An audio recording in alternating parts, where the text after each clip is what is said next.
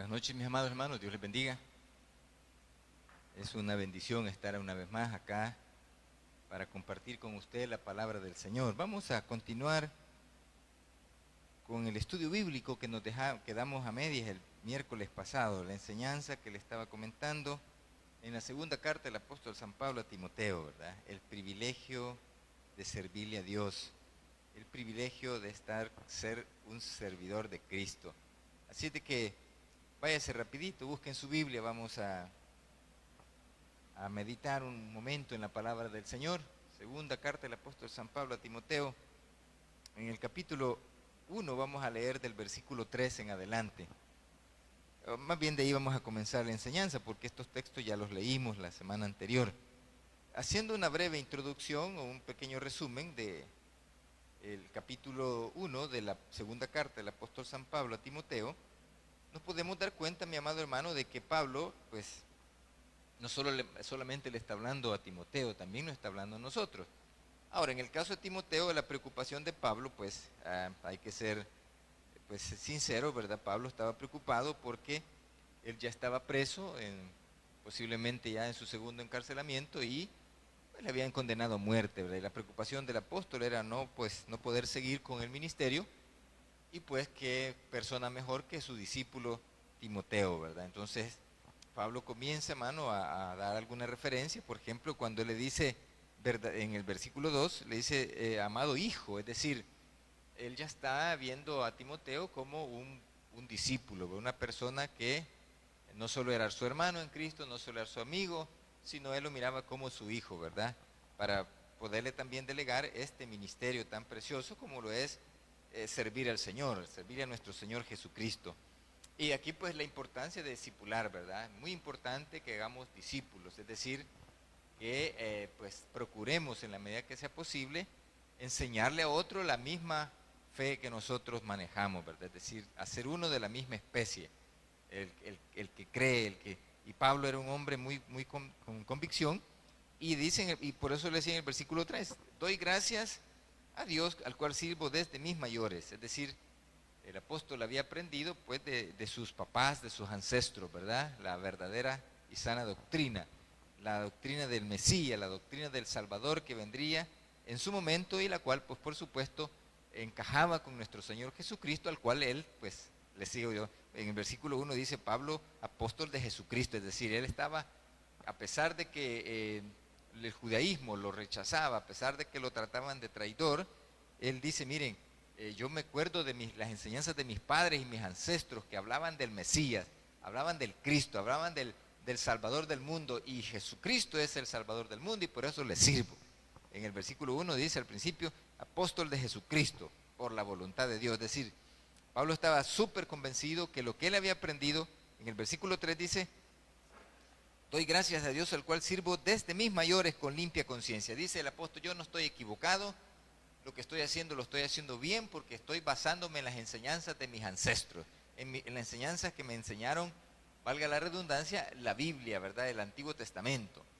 Ahora, en el versículo 3, hermano, también podemos notar, en la segunda parte dice, de que sin cesar me acuerdo de ti en mis oraciones noche y día.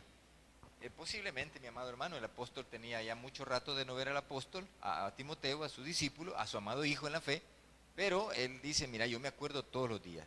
Es importante, mis amados hermanos, que nosotros, como soldados de Jesucristo, como servidores de Cristo, pues también nos acordemos de aquellos hermanos que son talentosos, que son serviciales, que son hombres de fe, porque el apóstol está hablando de Timoteo de una manera en la cual él dice, mira, vos sos un hombre de Dios, y te veo pues que cada vez que me siento triste, me siento como abandonado, cada vez que el apóstol estaba preso, y posiblemente ya tenía días de no ver a Timoteo, él se sentía como un poco triste por ello, ¿verdad?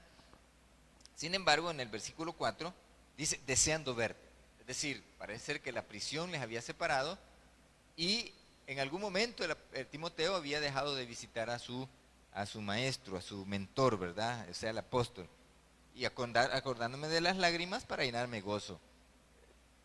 Puede ser de dos rumbos las lágrimas. Uno, por estar preso, ¿verdad? Es una tristeza, En algún momento de mi vida yo estuve preso un par de días, ¿verdad? Por delincuente. Y es doloroso, mi amado hermano, estar en la prisión y que le pongan llave y usted, ¿y cómo sale, pues? ¿Cómo? Si está bien topado a la cárcel. Entonces, imagínese, y al apóstol no solamente preso, sino condenado, sin ver a su familia, sin ver a sus amigos, especialmente a su amado hijo Timoteo, ¿verdad? Entonces él dice, mira, yo me siento deseando verte, al acordarme tus lágrimas para llenarme de gozo. Es decir, aunque estaba atribulado, aunque no podían verse, pero él sabía de que ver a Timoteo para él era motivo de gozo. Como nosotros, mi amado hermano, podemos estar en conflicto, ahorita estamos en cuarentena, por ejemplo, en el caso mío, pues a todos les extraño, ¿verdad? Y para mí es una terrible tragedia no poder congregarnos. Y lo más doloroso es que no poderles ir a visitar, ¿verdad?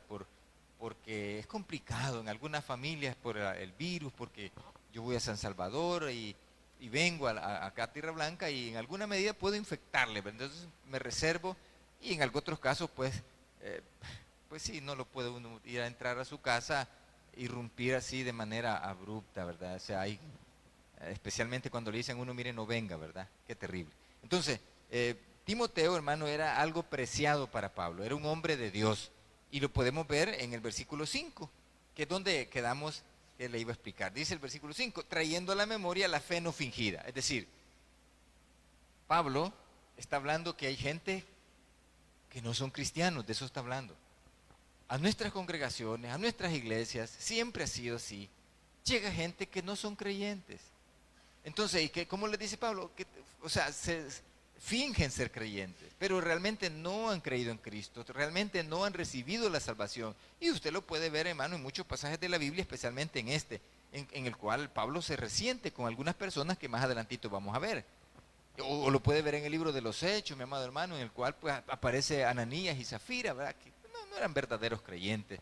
Ellos andaban ahí por la fiesta, por la algarabía, por ver qué cachaban. Entonces Pablo le dice a Timoteo, mira, pues realmente lo que le está diciendo el apóstol a Timoteo es que él es un verdadero cristiano. Y él descansa en que él es un verdadero cristiano porque tiene un precedente, Timoteo. Y le dice el versículo 5, trayendo la memoria fe no fingida que hay en ti, la cual habitó primero en tu abuela Loida y en tu madre Eunice. Es decir, esta es una genealogía espiritual que viene de la abuela, ¿verdad? La importancia de educar a nuestros hijos en el Evangelio. Qué importante, mi amado hermano, mi amada hermana, es educar a nuestros hijos en el Evangelio. Instruye al niño en su camino, dice el proverbio, instrúyelo, instrúyelo. ¿Por qué razón? Porque va a dar fruto. La palabra va a quedar, va a ser grabada en el corazón del niño, porque le tengo noticias. Los niños, por supuesto en Israel, los niños eran cuidados desde 0 hasta 5 años por su mamá. Es la primera escuela que tenía el niño. Y de los 5 años en adelante era ya educado en las artes de los padres, ¿verdad? O las mandaban a la escuela a aprender. ¿Por qué razón? Porque los niños de los 5 años en adelante son pero tremendos para aprender. Son una esponjita, son pero tremendos para asimilar cualquier enseñanza, sea buena o sea mala. Entonces, cuando el niño, la Biblia dice, instruye al niño en su camino, lo que quiere decir es que desde los 5 años en adelante, tiene que educarlo en la Biblia, en la enseñanza, en la palabra de Dios, en la fe nuestra, en la sana doctrina. Timoteo había sido instruido al igual que Pablo. Y por eso le dice en el versículo 5, trayendo la memoria, o sea, Pablo dice, mira, yo necesito a alguien que se quede en ministerio porque sienta gozo servir. Porque servirle a nuestro Señor Jesucristo es un tremendo privilegio. Pero necesito que sea uno igual a mí, que tengo bases firmes, que respeto a la enseñanza de mis ancestros, de mis padres, del Antiguo Testamento, pero necesito uno porque le quiero encargar el ministerio del evangelismo, la predicación. Pablo dice que es apóstol y maestro a los gentiles. Entonces, él necesita a alguien, delegarle a alguien la misma función, que tenga el mismo sentimiento y la misma fe y la misma bases doctrinales. Eso le está diciendo. La fe, trayendo a la memoria, la fe no fingida en ti, que primero habitó en tu abuela Loida y luego en tu madre Eunice, y ahora dice en el versículo 5, y estoy seguro que en ti también. O sea, Pablo no está dudando en esta palabra, y no está diciendo, yo creo que vos también, no. Pablo dice, estoy seguro que vos también sos de ese mismo tipo. Y por eso Pablo le manda esta segunda carta con una misión y un mensaje, porque realmente, hermano, el apóstol estaba a punto de morir. Y no es porque estuviera enfermo, y no es porque tuviera problemas no. Había sido condenado por simples y sencillamente ser creyente. Como hoy en día, hermano, estamos viviendo tiempos difíciles. No me refiero a la enfermedad, a la infección que tenemos, no me refiero, hermano, que nadie gusta del Evangelio. Todo el mundo, y máximo hoy en cuarentena, la gente se ha vuelto como un poquito apática al Evangelio, ya ni miran las redes sociales. Nosotros estuvimos haciendo una evaluación hace unos días con mis hermanos, que cuando comenzó la cuarentena y nos restringieron el congregarnos, y nosotros, digo nosotros, mis hermanos del equipo de transmisión y el pastor, y todos los que estamos involucrados, comenzamos a predicar en línea. Y el primer domingo que predicamos en línea tuvimos una asistencia fija de 40 personas conectadas a la predicación. Un poquito más de 40 personas conectadas a la predicación. Pero poquito a poco ha ido pasando el tiempo, 15 se conectan, 12 se conectan, y da tristeza, pues, cómo el enemigo, el maligno, está robándole el gozo al cristiano, al servidor de Cristo, lo está alejando y lo está volviendo frío y apático a la palabra de Dios. Sin embargo, mi amado hermano Timoteo recibe esta carta y le dice: mira, Timoteo, me acuerdo de tu desear verte, acordarme de tus lágrimas para llenarme de gozo, porque trayendo a la memoria la fe no fingida, es decir, tú eres un verdadero creyente. Eso le está diciendo. Tú ya recibiste a Cristo y tú estás en el Evangelio, sos un buen soldado y estás bien instruido porque te enseñó tu abuelita y te enseñó tu mamá. Eso lo dice Pablo. Ahora, ¿por qué Pablo dice la fe no fingida? Porque hay gente que no ha recibido a Cristo y viene a nuestras iglesias. Dice que entre comillas son hermanos, pero no han recibido a Cristo, todavía están en el mundo. Y por eso muchas veces miramos, hermanos, los grandes errores, las grandes faltas. ¿Cómo pues se le puede delegar a alguien que todavía no ha tenido un encuentro personal con Cristo? ¿Cómo se le puede delegar un trabajo o una misión tan importante como lo es servirle al Señor? Por ejemplo, hermano, servirle a Cristo requiere, hermanos, esfuerzo. Ya lo vamos a ver.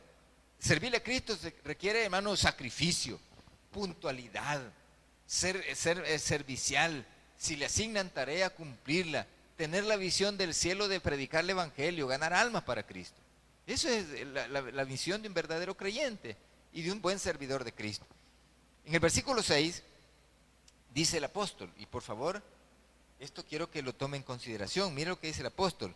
En el versículo 6, por lo cual te aconsejo. Aquí, mi amado hermano, mi amada hermana, vamos a entrar en un conflicto. Si usted es de las personas que no escucha consejo, estamos mal. Porque es cierto, Timoteo era un buen creyente, con buenas bases doctrinales, con una visión clara de servirle al Señor. Sí, ok. Pero muchas veces nos enfriamos. Usted posiblemente sea un creyente que está pero bien fundamentado en la palabra. Usted es una persona con visión, un buen servidor. Usted se acuerda de nuestro Señor Jesucristo mañana, tarde y noche. Pero tenemos un momento difícil. No nos estamos congregando. Y la misma Biblia dice, no dejando de congregarnos como muchos tienen por costumbre. Yo entiendo, mi amado hermano, mi amada hermana, que no nos estamos congregando por las restricciones del coronavirus. Ok. Pero ¿cuántos de mis hermanos ya se enfriaron? Ya para venir a la iglesia ya como que van a poner pretexto.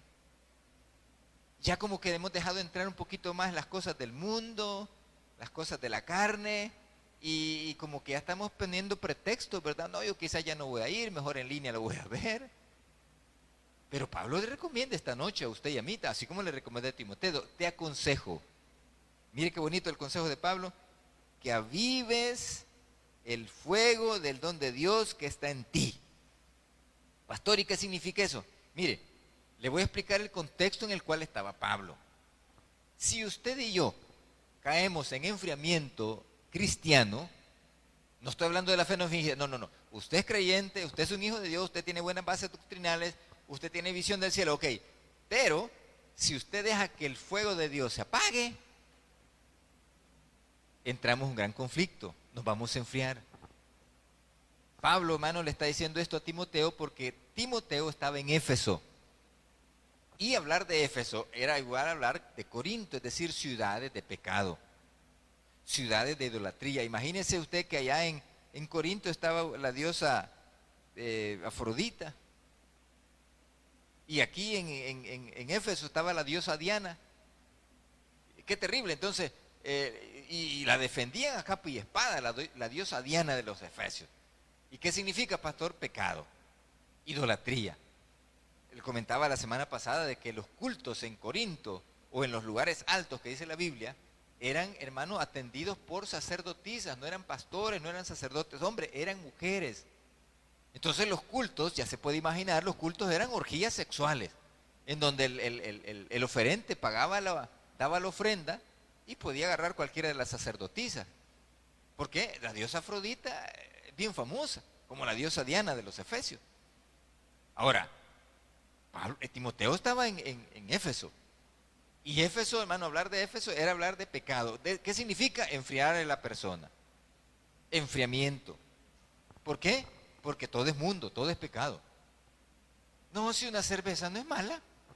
Es mejor una cerveza diurética, es para los riñones, dice la gente en el mundo. No, si mire, si usted bailar no es malo. ¿Y quién le ha dicho que bailar es malo? ¿No ve que en las iglesias danzan? Pues vaya, no es malo bailar. Vamos a una fiestecita y bailamos. Dice el mundo. ¿Por qué? Porque el mundo todo lo pasa por la carne. Entonces Pablo le dice a Timoteo, mira, te aconsejo. Es decir, no te rindas. No vayas a caer en el enfriamiento. No vayas a decirle sí a las cosas del mundo, de la carne. Porque el mundo, hermano, es absorbente. El mundo es absorbente, mi amado hermano. Por favor, Pablo dice, mire, avívelo. ¿Y qué significa avivar el fuego? Lea la Biblia por lo menos, hermano. Cada vez que tenemos culto, sáquela, desempólvela y aunque sea el versículo, léalo, hombre. No pierda la comunión con el Señor, hermano, por favor, no perdamos la comunión con el Señor. ¿Por qué? Porque usted se va a enfriar. Es cierto, no nos estamos congregando, sí, pero no se pierda su culto y si tiene familia, haga el altar familiar. Avive ese fuego, avívelo, no deje que se apague la fe. Ya va a terminar esto y si usted se apaga, hermano, se apagan todos. Su familia. Si el patriarca o la matriarca de una familia dice, ya no voy a ir a la iglesia, todos no van. ¿Y qué tal? ¿De su familia dependan unas 15 personas? No vienen 15 personas. ¿Y qué significa? Se van a enfriar. Y Pablo dice, te aconsejo que avives el fuego del don de Dios que está en ti. Dios, mi amado hermano, mandó su Espíritu Santo a nuestra vida. Dios, mi amado hermana, mandó el Espíritu Santo a nuestra persona. ¿Para qué? Para impulsarnos. No es cierto, mi amado hermano, que cuando cometemos una falta o hacemos algo incorrecto, no es cierto que usted siente que su corazón le está recriminando y dice, fíjate que eso que hiciste no sirvió. Eso que has hecho no sirve. ¿Por qué? ¿Por qué hiciste tal cosa? Eso no está bien. Sos un cristiano, sos una hija de Dios. ¿Por qué andas mintiendo? ¿Por qué andas haciendo? Y el Espíritu Santo está ahí amonestando y por lo menos en mí ha pasado y sí, Señor, pero ya no lo voy a volver a hacer. Avive ese fuego. El pecado está a las puertas del día. El pecado está a la esquina. El pecado te va a acechar hasta que tú caigas. Y Pablo recomienda a Timoteo, mira Timoteo, vos que estás en una ciudad pero terrible de pecado, te aconsejo que avives el fuego. Más oración, más lectura bíblica, busque la presencia del Señor, reúnase en su casa con su familia, hagan un comentario, un altar familiar. Son la familia y debemos de avivarnos entre nosotros. Avivarnos. ¿Por qué? Porque estamos en un mundo convulsionado ya. Usted no sabe, amado hermano, amada hermana, amigo, amiga que me está viendo, me está escuchando. Usted no sabe si Cristo viene esta semana o la otra semana y aquí se acaba todo. Y si usted es creyente, imagínese, y se apaga. Y nos apagamos como creyentes y el fuego de Dios. ¿Y qué tal, hermano? Más o menos. ¿Y qué me cuenta? Nada. Y ya no canta las alabanzas del Señor, ya no canta la música cristiana, ya le gusta la música del mundo. Ya no leemos la Biblia porque hemos caído en enfriamiento. Y Pablo dice, avívelo, hermano. El versículo dice, aviva el fuego, dice el versículo, por lo cual te aconsejo que avives el fuego del don de Dios que está en ti por la imposición de mis manos. A Timoteo pues le están haciendo un recordatorio de que Pablo le impuso manos y eso significa transmisión de autoridad. ¿Verdad? Traspaso de mando. Eso significa en nuestra vida cristiana el imponer manos. Significa que usted va a imponerle manos a una persona y le va a transmitir el mismo sentir que Pablo tenía. Pablo era un misionero bárbaro, un evangelista terrible, un teólogo profundo, un maestro pero nato. Usted lee la carta a los romanos, no hombre, si es una teología pero maravillosa la que escribe en la carta a los romanos, o la carta a los Gálatas, una pero magistral escritura, explicada de una manera tal que usted la lee y la entiende pero rapidito. Y eso es lo que Pablo le dice, mira, yo te impuse manos y ese don de Dios vos lo tenés, no lo dejes que se apague. Aviva el fuego, aviva el fuego. Sigamos adelante, hermano, eso está diciendo. Sigamos el versículo 7. Porque no nos ha dado Dios espíritu de cobardía, sino de poder, de amor y de dominio propio. Mire, hermano, este es un problema gravísimo en la iglesia del Señor. Y son palabras que muchas veces uno las dice con pensamientos verdaderos o sin pensarlo. No puedo. Ay, hermano. Esa palabra es de temor. Y Dios no nos ha dado un espíritu de cobardía, hermano. No, mire, la Biblia dice que los hijos de Dios somos gente, pero valiente. Nos enfrentamos a lo que sea. Nos enfrentamos a los retos más difíciles. Y Pablo le dice a Timoteo, mira, porque no nos ha dado Dios espíritu de cobardía. Mire, ningún evangélico debe de ser cobarde. Que se nos quite nuestra boquita el no puedo, no tengo. Es cierto, pasamos calamidades, pasamos crisis, y Dios pues, ¿dónde dejamos a Dios? Es que Dios quizás ni me va a sanar. Te va a sanar, hombre. Te va a sanar porque lo dice alguien que ha experimentado los milagros de Dios en mi vida, en mi persona, en mi cuerpo. ¿Pero qué tengo que hacer? Mire, usted solo crea. La cobardía no sirve en el Evangelio. Esfuérzate y sé valiente, le dijo el Señor a Josué. Esfuérzate y sé valiente. Amárrese bien el pantalón, hermano. Usted es creyente, hermana, amárrese bien la falda. Usted es una cristiana. No tenemos por qué andar con medias tintas que quizá posiblemente... Nada. Dios dice aquí que no nos ha dado un espíritu de cobardía. No se me raje, no se me achicopale frente a las adversidades que vienen. No dude de Dios. No dude. Pongámonos en la línea. David eso hizo cuando vio, hermano, al gigante. Él, en vez de correrse para otro lado, se fue a ponerse en la línea de batalla porque había que ponerse en una línea para saber que ese era el hombre de guerra, ¿verdad? Con el que iba a pelear. Y David, en vez de rajar, dijo, si yo me voy a poner y le voy a dar un solo mamellazo. Y se lo pegó. Pero es por eso, dice el texto, que Dios no nos ha dado espíritu de cobardía. Y le está diciendo a un joven que por ser joven, y no tenía el carácter que Pablo tenía, porque Timoteo era otro carácter. De hecho, usted lee la carta a Timoteo y la carta a Tito, usted va a ver una gran diferencia entre el mensaje que le manda a Timoteo y el mensaje que le manda a Tito. Tito era un hombre de carácter fuerte, un hombre, hermano, que tenía seguridad y tenía decisión. A Timoteo usted le puede ver en el capítulo 4 de la primera carta, que le dice, mira, pero lo voy a citar textualmente porque no quiero equivocarme. Primera Timoteo capítulo 4, mire el versículo 12 lo que dice: ninguno tenga en poco tu juventud, sino dice ese ejemplo de los creyentes en palabra, conducta, amor, espíritu, fe y pureza. Timoteo era de un carácter un poquito débil, se asustaba con cualquier cosa. Usted oye los truenos allá afuera y ¡ay! Un rayo. No le va a caer, hombre. No le va a caer porque usted es un hijo de Dios, a menos que usted pues ande con la pata afuera en el mundo. Ahí nos puede caer el rayo, pero si usted y yo estamos caminando como dice la Biblia, tranquilo, hombre. El texto, Pablo le está hablando a un hombre tímido, a un hombre que le tenía miedo de todo.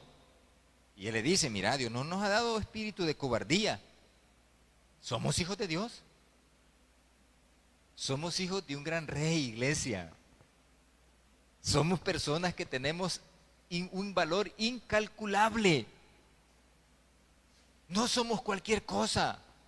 Por lo menos, mi hermano, en el caso mío, yo no me siento cualquier cosa, yo me siento bien saber que soy un hijo de Dios y un servidor de Dios. Privilegio más grande. ¿Y qué significa, pastor? Te va a cuidar en todos los aspectos. En la salud, en la economía, en los problemas familiares, en todo te va a cuidar. En la provisión, Dios te va a proveer. ¿Por qué tener temor? ¿Por qué tener temor? Fíjese lo que dice el versículo. No nos ha dado espíritu de cobardía, sino de poder. Que se nos quite en nuestro vocabulario esa palabra no puedo. Por favor, quítese, hermano. No puedo. Ok, yo no puedo, pero Dios sí puede. Y de eso está hablando. El espíritu que nos han dado es el Espíritu Santo, el Espíritu de Dios. Y ese sí puede. Yo no puedo, sí, pero Dios sí. Y está en mí. Entonces, yo puedo. ¿Por qué? Porque Dios me ha dado un espíritu de poder, dice.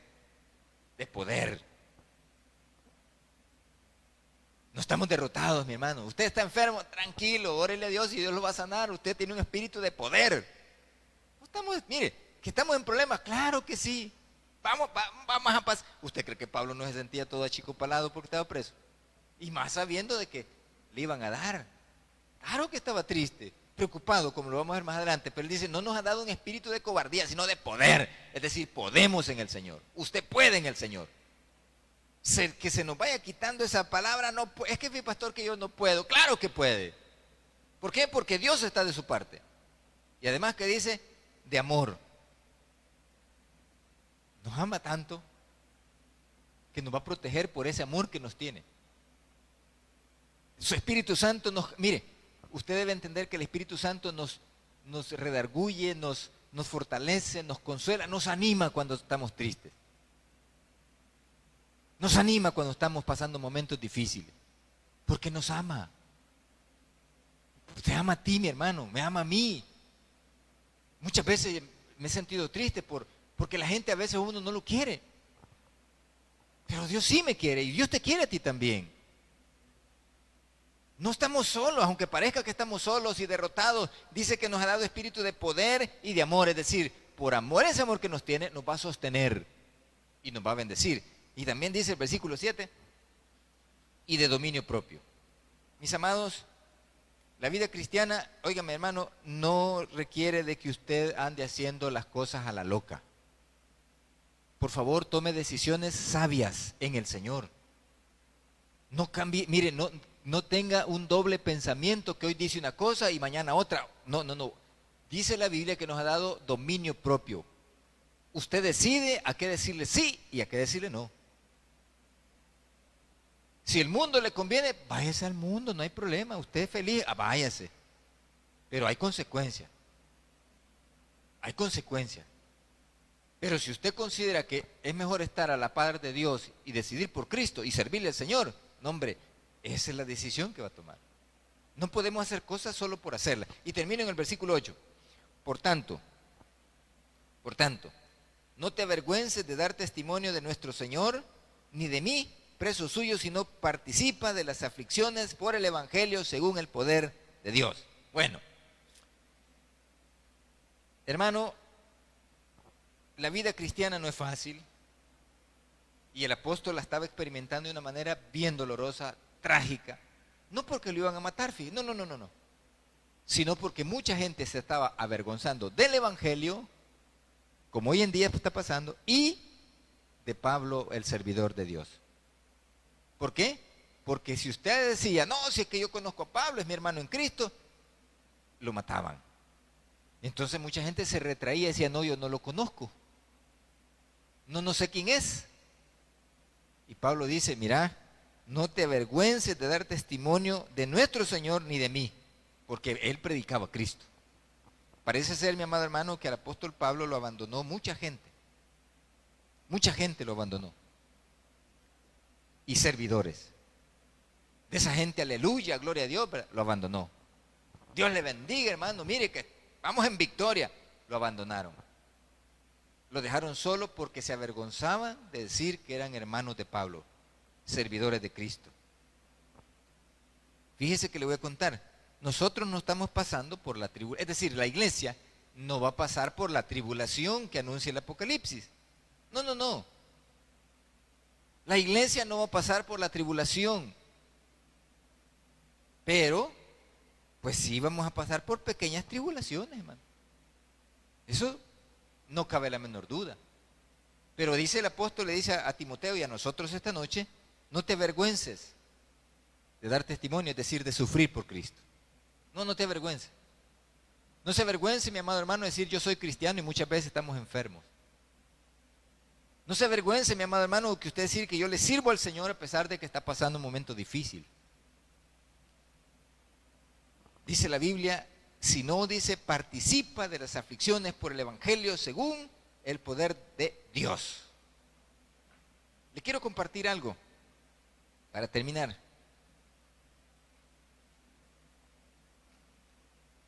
El hermano pastor José Roberto no creció en una cuna de oro, o no nació en una cuna de oro. Las adversidades de la vida, de mi familia, me hicieron vivir desde los 8 años en las calles. En las calles. Y como dice el cántico, y aprendí a fumar, aprendí a tomar, aprendí un montón de mañas en el mundo, en ese mundo malo. Cuando vine al Evangelio, vine a los 23 años de edad.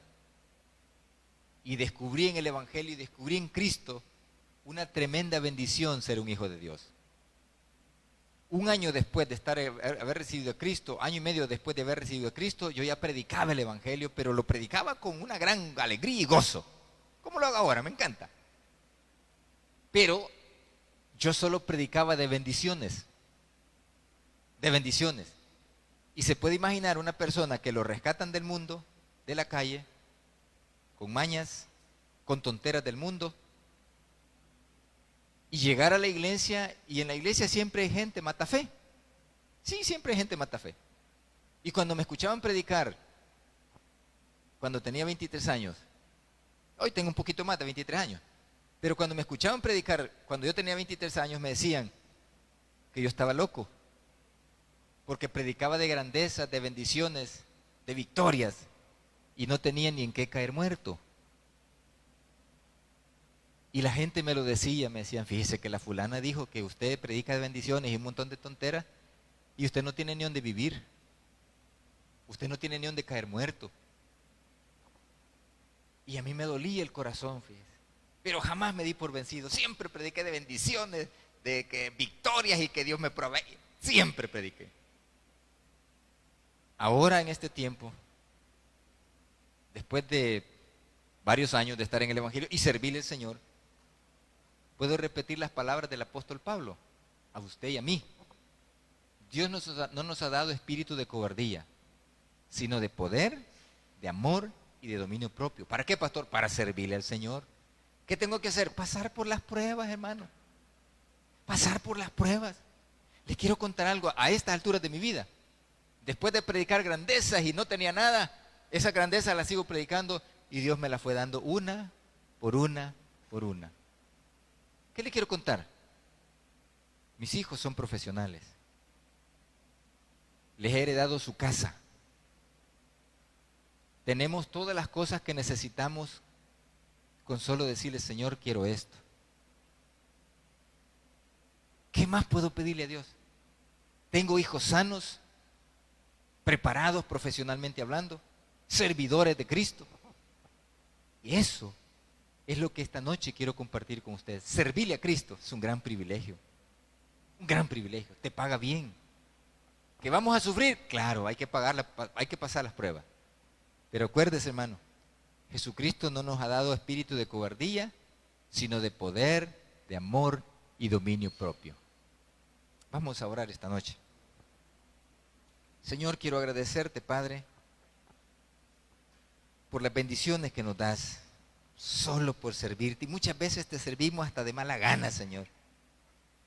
Y muchas veces venimos a servir hasta de piedra de tropiezo.